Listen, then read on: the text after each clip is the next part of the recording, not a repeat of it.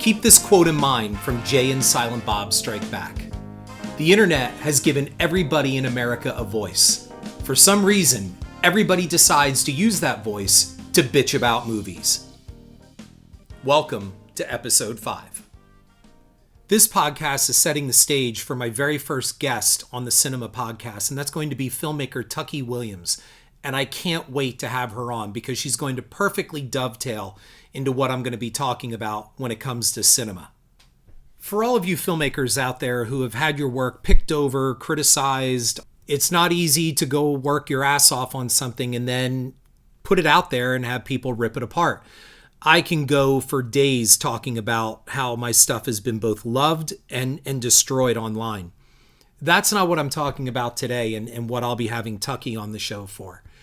This is about understanding what real film criticism is and understanding film instead of just saying 1 star and it sucked. There is a big difference between a comment and a critically thought out review. I saw a great tweet by film critic and reviewer Scott Weinberg, and I love his work. I love reading his work because, number one, Scott loves movies. He loves film. So when he writes from a place of passion. And Scott understands film. He tweeted a great tweet, and I'm going to read it right here. He said, "I've learned that filmmakers are fine with people not liking their films. They know art is subjective. What they dislike is petty ignorance." That's what this podcast is about today.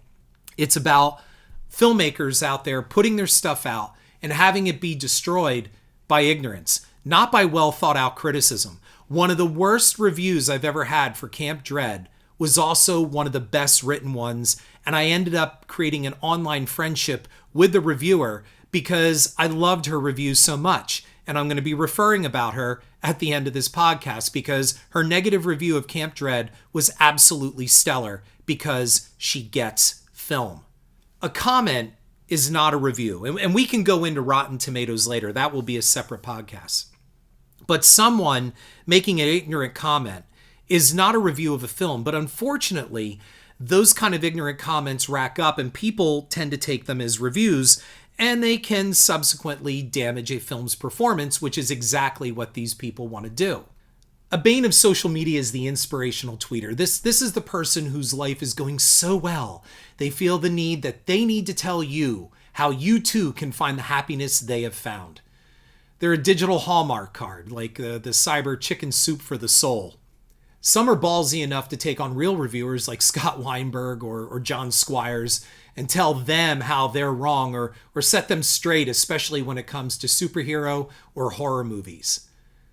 These quote-unquote reviewers usually have little production value. Their videos are shot with no lighting or professional sound. And while some have under 50 views, they usually start their critiques with, "Hey everyone."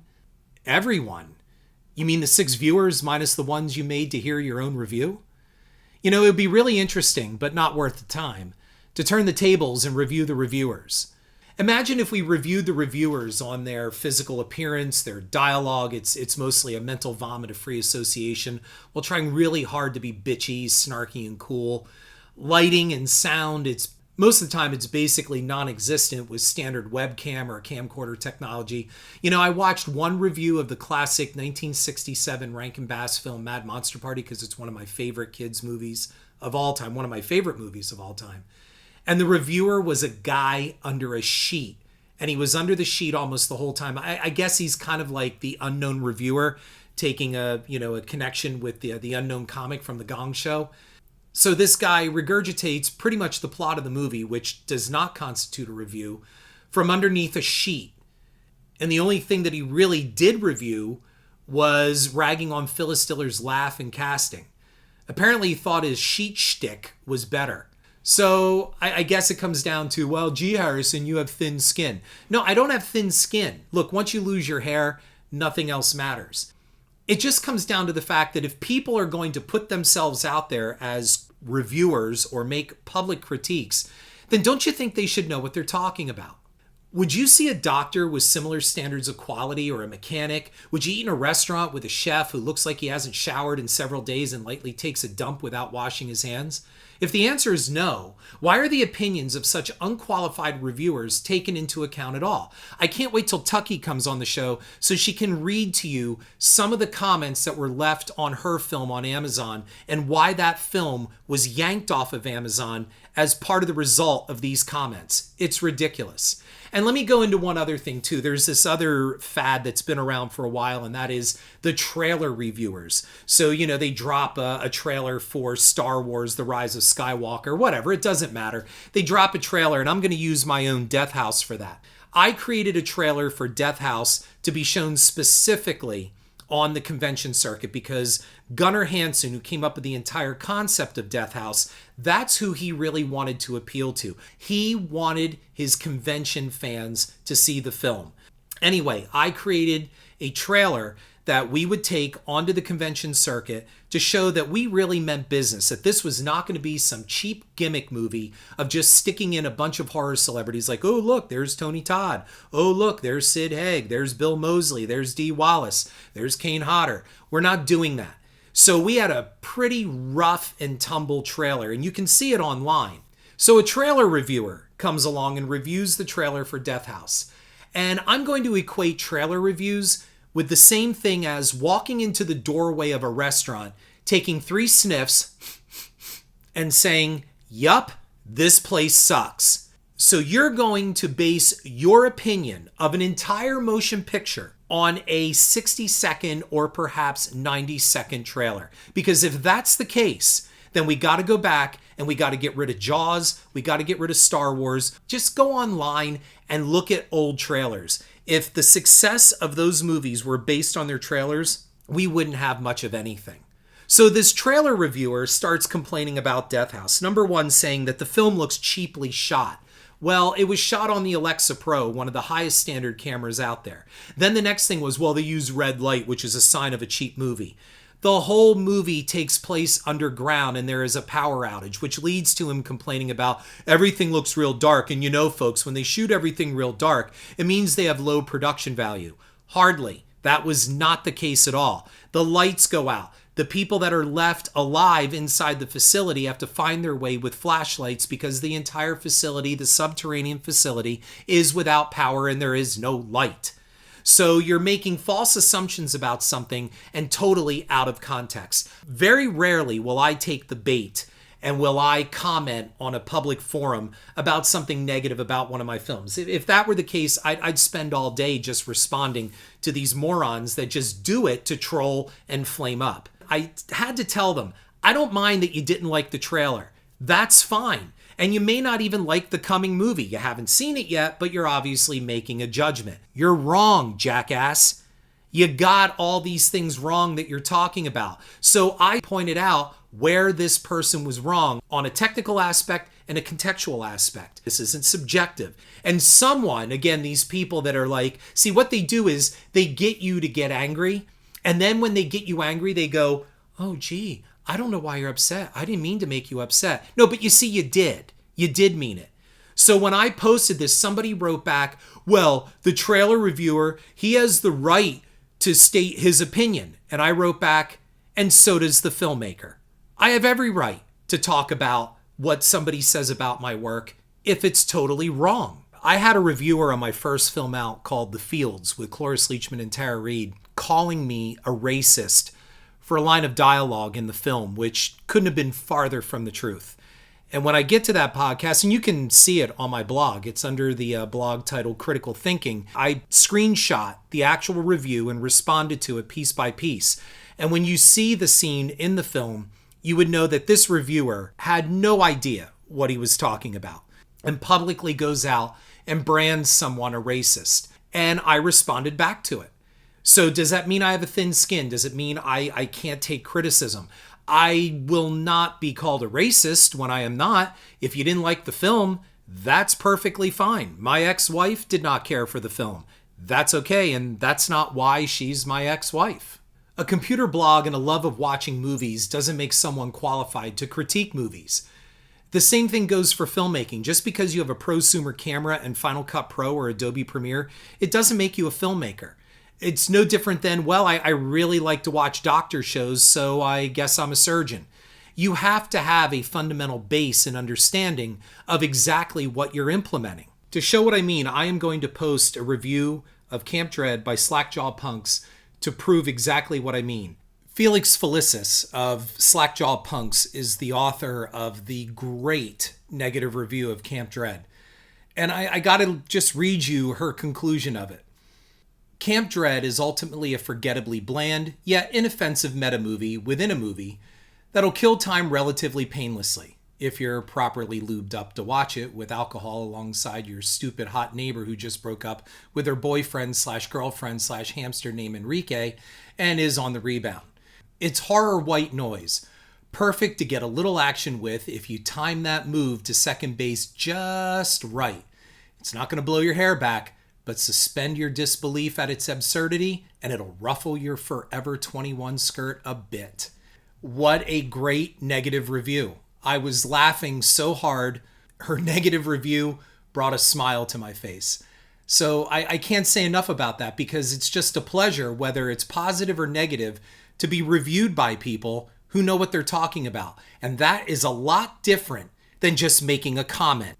She did not like the film, but she is a gifted writer. She understands movies, and I loved it. I'll post the link to this review on the YouTube channel notes for this podcast. Now, Camp Dread has received glowing reviews. It's also been given some negative ones from Slackjaw Punks. Some of the great ones are empty accolades. I mean, you get people going, oh, it's awesome, it's this. I don't want to hear awesome. I want to know what particularly about it did you like? Was it the cinematography? Was it the acting? Was it the story? Did it make you scared? Did it make you jump? Did it make you laugh? Did you find it campy and enjoy it that way? Just an empty awesome or thumbs up. I mean, yeah, that's nice, but it really doesn't do a lot. And there have also been some negative ones, and as I said, some of them have been extremely well written, as tough as they were. They supported their opinions with a knowledgeable response, and as the film's director, writer, producer, I understood what they were saying. A positive review from Culture Fix hit every single thing we wanted Camp Dread to bring its audience. It was written by a reviewer who understood the horror genre and the slasher subgenre. You can read the full review on my blog. It's listed under When Filmmakers Strike Back. Understanding the horror subgenre, there's got to be a certain adherence to formula. Go a little too far off the mark and fans will assail you for not being traditional enough. Stay on point, you get blasted for being cliche and stereotypical and bringing nothing new to the table. That's what Eli Roth said the one time. He said horror fans are the worst because they want something new and they beg for something new. You give them something new and then they go, well, yeah, but it's not like Evil Dead. And Roth's response is, well, no, Evil Dead is Evil Dead. Friday the 13th is Friday the 13th. And trust me, I'll get to this with Death House. We went for something entirely different with Death House, and yet people still complained when you gave them something new, and these were the very same ones that are online complaining that there's nothing new out there and they're sick of sequels and they're sick of remakes. So you give them something new and then they bitch. The slasher film in Friday the 13th, they spawned endless sequels, copying and pasting these characters into each installment. No one goes to see Friday the 13th for the deep character arcs. We took our characters in Camp Dread and added some new spins to them, but we kept them near their slasher roots. And yet you still have uninformed reviews that range from too much character development, which I can't believe, to shallow, thinly drawn characters. So which is it, folks? The characters are given specific dialogue reminiscent of classic slashers. Yet one negative review said, without quoting, we had a piece of dialogue reminiscent of the quality of Shark Attack 3. And in case you don't know what was said, that famous line from Shark Attack 3, I'm actually going to play it for you. So if there's a copyright infringement, they can come after me because the line is just too good, but there is nothing in Camp Dread that sounds remotely like this. I'm exhausted. Yeah, me too, but, I'm really wired. What do you say I take you home and eat your pussy? There is nowhere in our film that has a piece of dialogue anywhere near this bad, or most of all, ill-placed and out of context from the genre of the film.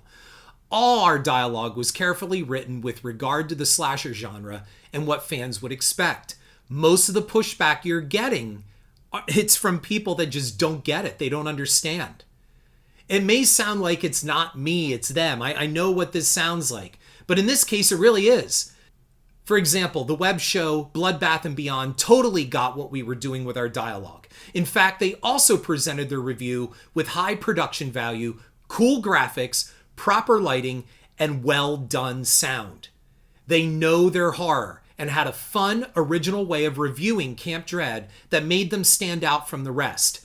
They were not cynical. They weren't trying to sound like dicks. And you know what? I'll bet even if they didn't like Camp Dread, they would have delivered the same way in the same kind of quality at the same level that they did the positive review. So before the Oprah crowd feels I'm being a bully, I'm picking on people who can't make slickly produced reviews, or I have thin skin and I'm upset because somebody didn't like my movie, be less interested in being funny, snarky, or just a plain dick. It's nice to get good reviews, isn't it? However, some of the sloppy negative reviews stood out to me because it wasn't that they were negative. An example, Shock Till You Drop was not a fan of Camp Dread, but their review is solid, well written, and well supported by the author. These were problems I had with some reviews that did not hold similar standards. One reviewer knocked Camp Dread because of a killing made by a watermelon at the end of the film. He felt it was silly. And I agree, that is. But the problem is, there is no such killing at the end of Camp Dread. I reached out to this reviewer to correct this. It wasn't because he didn't like the film. It was simply because there was no killing like that. He was wrong. I pointed out that while indeed a watermelon-type launcher is used in the film's climax, it wasn't a watermelon that was used as the weapon. The reviewer was surprised and then admitted he watched the film a few weeks previous to writing the review and was going to go back to his notes. If you saw the film, it's pretty damn clear that's no watermelon. So I don't know what notes were taken at the time of the viewing, but it's clear better attention should be paid to the screenings. Here's a positive review that literally thought Camp Dread was a sequel to Sleepaway Camp. The film is a tip of the hat to Sleepaway Camp, but it is no way connected to the storyline of those previous films. This reviewer loved Camp Dread. The only problem is that it's not a sequel to Sleepaway Camp. So that positive review, it means nothing. Several other negative reviews hold the reality show concept as the culprit for a cliched horror film. And while I wholeheartedly agree, if you saw Camp Dread, then you know that the reality show concept is a Hitchcock MacGuffin. This is not a film about spy cameras, surveillance, and watching people to exploit them. It is quite the opposite. And the last 7 minutes of the film give you a get the fuck out ending to let you know that the audience has been had. Look, we were well aware that the reality show concept was overdone. We knew there would be comparisons to Battle Royale and other films like that. But the game show idea has little to nothing to do with what's happening in Camp Dread. This isn't backtracking, it's fact. It's the story structure of the film. Tucky Williams is going to be my first guest on the next podcast, and she's got one hell of a story to tell. Not only does she have to fight the ignorance and the politically correct dealings of streaming Amazon, she had to endure the comments. You know what it's like to see these people comment. And for me, if you look on my cinema podcast channel, I've disabled the comments. And a lot of people go, oh, no, it's important that people interact. There is no interaction. It's just simply people trying to be hurtful dicks. They want to hate on everything just so they get a comment, just so that you fire back, and they can feel like they're important. Comment sections, whether under the news, whether under videos on YouTube, whether on Amazon, they're not for intellectual discourse. They are one-sided conversations, and they are meant to just simply cause harm and to be nasty. You know, I remember when I was a freshman at Penn State University and I took my only film course. It was on film criticism. And the professor said something along the line of, what do you feel has been, the most recent scary horror film that you've seen, and what were your thoughts on it? And I raised my hand and I said, well, it's not recent, but I saw Psycho 2 2 years ago, and I loved it. In fact, I said I thought it was more entertaining in some ways than the original. I didn't say that Psycho 2 was better than Psycho. And most of all, I was about to support my statement with some examples as to why I felt, including the script, including Richard Franklin's direction, and the fact that Psycho 2 kind of turned the slasher a little bit on its ear. He's screaming at me. He's telling me that's the problem with your generation. You don't appreciate what's come before. You just think that blood, gore, and nudity is the standard for these horror films. And he said, these things are not horror. These things don't even qualify as quality entertainment. And I finally just said at the end, I'm like, sir, I didn't say it was superior. I just simply said that I enjoyed it more because I walked in expecting to hate Psycho 2 for a lot of the things that you just got done saying. To get you folks prepped for my next podcast with Tucky Williams, I want you to go to the IMDb for girl/girl scene. And all I want you to do is read the comments and then tune in to hear the filmmaker herself talk about this situation. Head on over to iTunes and give me a like and review. And if you want to read my cinema blog, you'll find it at horrorfuel.com/author/Harrison. If you like this podcast, and if you're an aspiring filmmaker making your way through the independent film minefield, I offer one-on-one coaching sessions by phone or Skype. Email me at this site or class of85llc@gmail.com for information and pricing. I offer input on your completed or in-development film or screenplay, and offer insight into all aspects of pre-production, production, and post, and eventual distribution. Hope to hear from you.